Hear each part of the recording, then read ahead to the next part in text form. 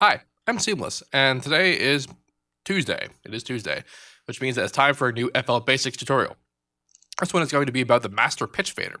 Just about that. It's kind of a fast one. Basically, what this is that we have up here the master pitch fader. And what this does is it changes the pitch of every single thing that has master pitch enabled in the channel settings window. So, for example, I actually have all the percussion samples over in the miscellaneous tab, the enable main pitch disabled.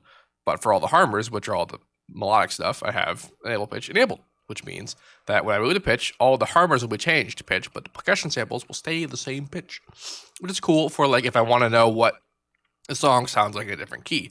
So the song was originally written in E.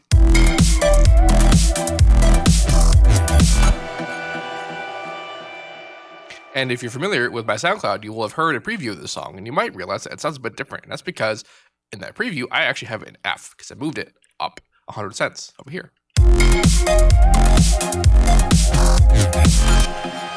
I actually ended up liking that more than, the original E. Of course, I could, go higher.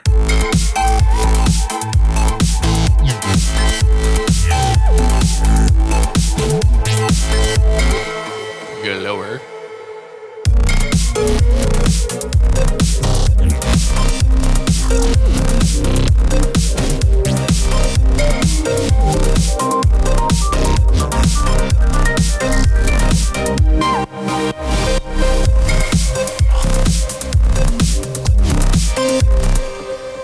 And this is a lot of fun. This is helpful for a number of things, compositionally. It means that if you're really good at writing in a particular key, but you're working around, and you're like, oh, I like E, which is what I am right now.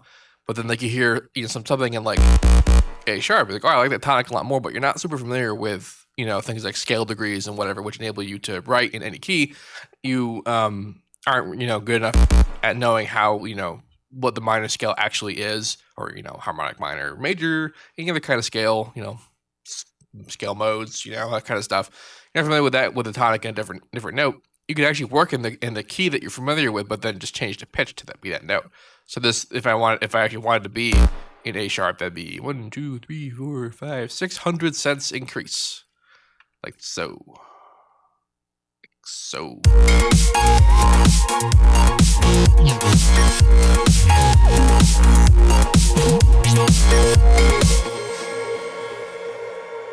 It's also cool when if you're working on a track for such a long time and you're not really sure how well it sounds anymore because you've just heard it for so long. You change the key and suddenly it's the image of the song, of the sound, and the song is different.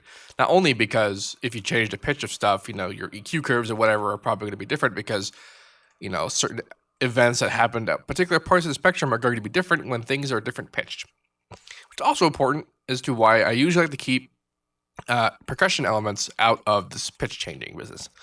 Because if you do that, the changes to things like EQ and compression are much more apparent when they do change pitch, but also massive pitch differences make it sound, wildly different in a way that I don't necessarily think sounds good. So that's what this enable main pitch thing is for. And the miscellaneous tab of the channel settings window. All percussion elements not enabled. All synth elements enabled.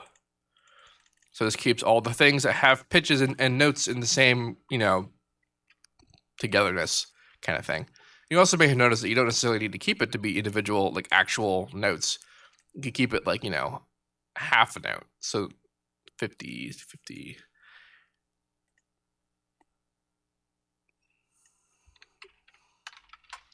50. And now it's somewhere between E and F. Kind of cool stuff. So, main point of this tutorial is to show you that master pitch can be used for things other than wacky effects of having all your drums sound really high or really low. And you can actually use it for effective stuff because, as I pointed out before, at least I think I pointed out, I might not have pointed out in this video because this is the second time I tried recording this, but in the original preview of this track I have up on my SoundCloud, you may have noticed that it's actually an F. That's because I wrote it in E, and messed around with the pitch, and I realized I actually kind of like it better sounding in F. So that kind of worked out. Yeah, so this has been, pretty straightforward.